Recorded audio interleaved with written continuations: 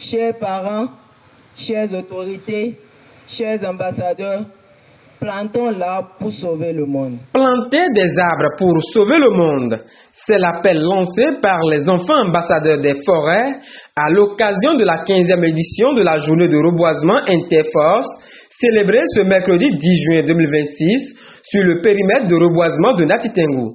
Placé sous le thème « Force de défense et de sécurité », mobilisée pour un avenir écologique et durable de nos enfants. La cérémonie a réuni autorités politico-administratives, forces de défense et de sécurité, têtes couronnées et représentants d'ONG. Une initiative jugée nécessaire au regard de la dégradation du couvert végétal dans l'Atakora. Les statistiques sont sans équivoque. Les efforts de reboisement actuellement recensés dans l'Atakora tournent entre 600 et 1000 hectares par an. Pourtant, plus de 100 000 hectares de forêt sont fortement dégradés. Pour espérer donc inverser durablement cette tendance, au moins 2500 à 3000 hectares doivent être reboisés chaque année. Une occasion saisie par l'autorité communale pour saluer l'initiative et appeler l'entretien des plans mis en terre. Je vous invite donc à participer activement, à prendre soin de ces plans et à sensibiliser autour de vous sur l'importance de la préservation de notre patrimoine naturel.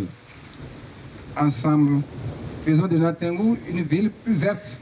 Un moment pour le directeur départemental des eaux, forêts et chasses de rappeler de nombreux bienfaits des arbres pour l'environnement et les générations futures. Une forêt préservée protège les sols, favorise l'infiltration, la disponibilité en eau, réduit les effets de sécheresse, contribue à la sécurité alimentaire et renforce la résilience des communautés face aux phénomènes de changement climatique.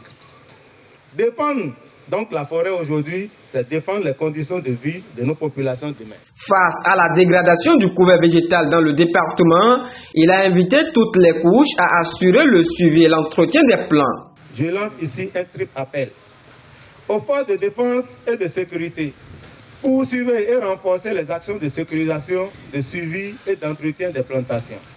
Aux établissements scolaires et autres administrations, intégrer davantage l'éducation environnementale dans vos activités et revitaliser les clubs verts. Un instant pour le représentant du procureur de la République près du tribunal de première instance de Nati Tengou de rappeler les sanctions prévues contre la destruction des arbres. Abusif d'arbres, les feux de brousse, la destruction des plantations, la chasse illégale, la capture ou la vente d'animaux sauvages constituent des infractions qui peuvent entraîner des amendes qui sont sévères et dont les peines peuvent aller d'1 an à 5 ans d'emprisonnement. Le représentant de l'autorité préfectorale a salué l'engagement et la détermination des forces de défense et de sécurité pour la préservation du couvert végétal. Je voudrais, à cet égard, saluer avec une profonde admiration l'engagement exemplaire des forces de défense et de sécurité qui, au-delà de leur mission régalienne